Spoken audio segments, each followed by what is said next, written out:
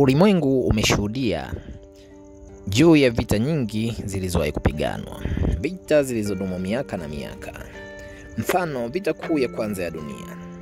Kuna vita kuu ya pili ya dunia, lakini kuna vita pia ya Iraq. Kuna vita ya Afghanistan na vita katika nchi mbalimbali. Lakini kuna vita moja, vita ya kipekee zaidi. Vita iliyodumu kwa dakika 38 pekee. Ndiyo, ni dakika 38. Karibu kwenye The Untold, sehemu pekee utakayoweza kuletewa habari na story kuhusu vitu mbalimbali ambavyo hujawahi kuvisikia. Mnamo tarehe 25 mwezi Agosti mwaka 1896, Sultani wa Zanzibar wakati huo, Bwana Hamad bin Tuwahin alifariki ghafla. Inadaiwa alipewa sumu. Wengi waliona kifo chake kuwa sehemu ya njama kubwa. Bila kusubiri, Khalid bin Baragash, mjukuu wa sultani wa zamani, alitangaza kujiteua kuwa sultani mpya. Lakini kulikuwa na tatizo kubwa moja.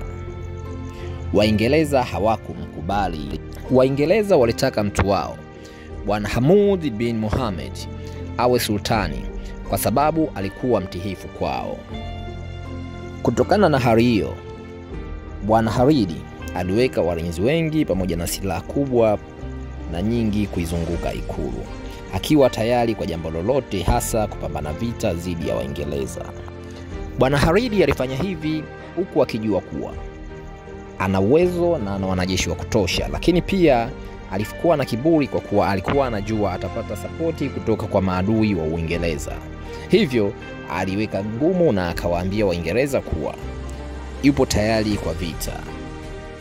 Hatimaye ilipofika saa 2 ya siku hiyo, meli kubwa 3 za kivita zilikuwa zinaambaambaa karibu na bandari ya Zanzibar. Meli hizo zilikuwa ni HMS St. George, HMS Philomel pamoja na HMS Lacoon. Kiongozi wa msafara huo wa Waingereza aliwatangazia watu wote wa visiwani, kutokana na mkataba wa mwaka 1890 baina ya Uingereza na sultani wa Zanzibar, mkataba uliokuwa unahusu ulinzi wa visiwa hivyo, Khalid hatakiwi kuwa kiongozi wa Zanzibar. Hivyo anatakiwa ajivue madaraka ya usultani na kujiuzuru mara moja. Lakini Bwana Khalid alikataa, akaingia katika kasri la kifalme, kasri lililokuwa linaitwa Beit al-Hukum, akiwa na wanajeshi wapatao 2800 pamoja na silaha na mizinga aliyokuwa nayo. Na wakaelekeza silaha pamoja na mizinga hiyo kuelekea baharini, mahali zilipokuwa zimepaki meli 3 za kivita za Uingereza.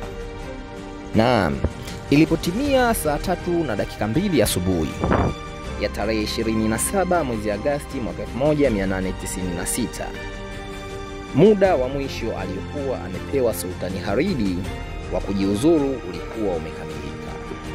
Hivyo Waingereza walianzisha rasmi mashambulizi yao dhidi ya Sultani Khalid pamoja na wanajeshi wake.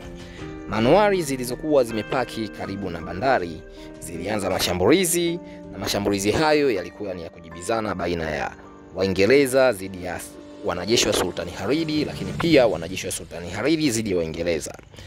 Vita hii ilidumu kwa takribani dakika 38 tu. Mpaka kufika dakika 38, kasri la Sultani Khalid lilikuwa limeharibika kabisa, na wanajeshi wengi wa Sultani Khalid walikuwa wameuawa na wengine kujeruhiwa vibaya, na baadhi yao walifanikiwa kutoroka na kukimbia kusikojulikana.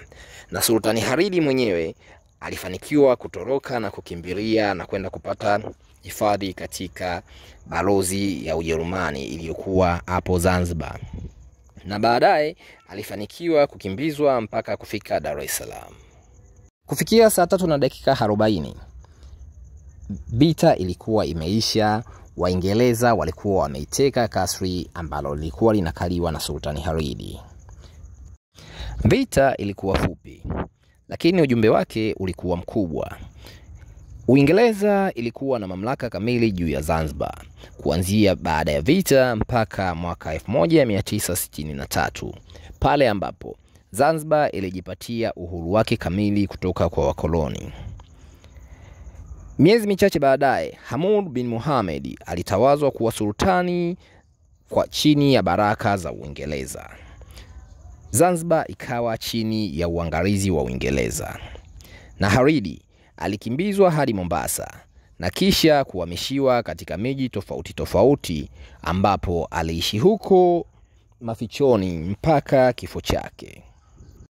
Hapa tunaweza kujifunza dakika 38 tu, lakini maisha yalipotea, historia ilibadilika na taifa likapoteza uhuru wake. Je, historia ingetofautiana kama Bwana Haridi angekubali kuondoka? Au kama vita hiyo ingeendelea kwa siku au mwaka? Je, nini kingetokea? Haijulikani, lakini ukweli ni mmoja tu unabaki. Hii ndiyo vita fupi zaidi kuwahi kutokea duniani. Asante kwa kutazama The Untold. Ikiwa unapenda historia za kweli zilizofichwa na zisizosimuliwa, basi usisite kufuata kurasa zetu.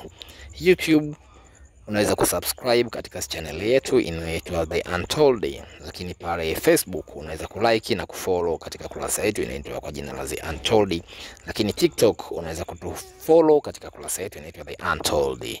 Mimi ni mtangazaji wako, ninakwenda kwa jina la Joseph Aule. Ukipenda niite J Modo. Asante, tukutane mpaka kwenye story nyingine.